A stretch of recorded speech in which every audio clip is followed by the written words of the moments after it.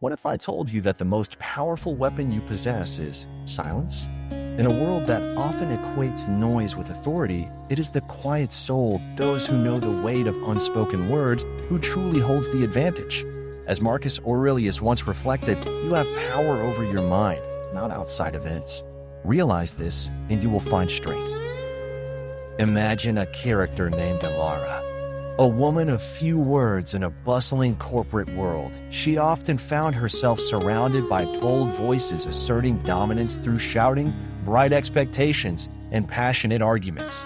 To the untrained eye, it was easy to conclude that power resided in those who spoke the loudest, and silence was a sign of weakness. Yet, Elara knew something deeper. She understood that true influence lay in the art of listening, observing, and responding not merely with words but with an intelligent orchestration of presence. She became a master of her internal dialogue, navigating through chaotic board meetings and interpersonal conflicts with a quiet confidence. But then, adversity struck. A divisive initiative arose in her workplace, one where alliances formed rapidly and opportunism was rewarded. Colleagues turned against each other, shouts of anger echoed through the hallways.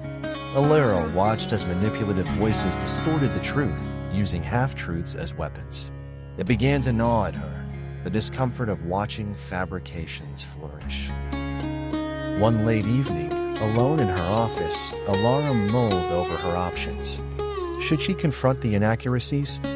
Should she raise her voice among the clamor? For a fleeting moment, doubt crept in. Perhaps it would be easier to mirror their approach, to shout louder in an attempt to reclaim her voice. But then she remembered a vital Stoic principle. We suffer more often in imagination than in reality, as Seneca once taught. In a profound moment, Elara realized that engaging with chaos only breeds more chaos. Instead, she resolved to embrace the power of her silence. She did not need to shout. She would simply become unreadable, turning the very sharpened swords of her adversaries against themselves. The next day, in the midst of yet another heated discussion, Elara calmly refrained from her usual interjections. Instead, she sat still, a calm eye amidst the storm. She allowed the noise to unfold. With each unuttered word, her colleagues began to second-guess their arguments, waiting for her to validate their claims. Days passed, and one by one, those who had once shouted the loudest began to unravel, exposing discrepancies in their own narratives. With silence as her shield and her well-chosen actions as the sword, Elara provided insights only when it mattered, guiding the conversation subtly yet decisively. As the dust settled, her co-workers found themselves drawn to her, not through intimidation or bravado, but through a newfound respect for her quiet strength. What once seemed a disadvantage became her greatest ally. She had learned to shift from reaction to strategic control, redefining the rules of engagement. And so, Elara emerged not merely as a participant, but as a quiet orchestrator of change. She didn't have to confront her adversaries. Her power flowed effortlessly from her ability to master her inner self. As you reflect on Elara's journey, consider this truth. True power often resides in the space between words. Silence is not absence. It is an opportunity for strategy, a canvas on which you can paint your intentions. In the face of conflict, remember that the best revenge is to be unlike him who performed the injury, as Marcus Aurelius advised.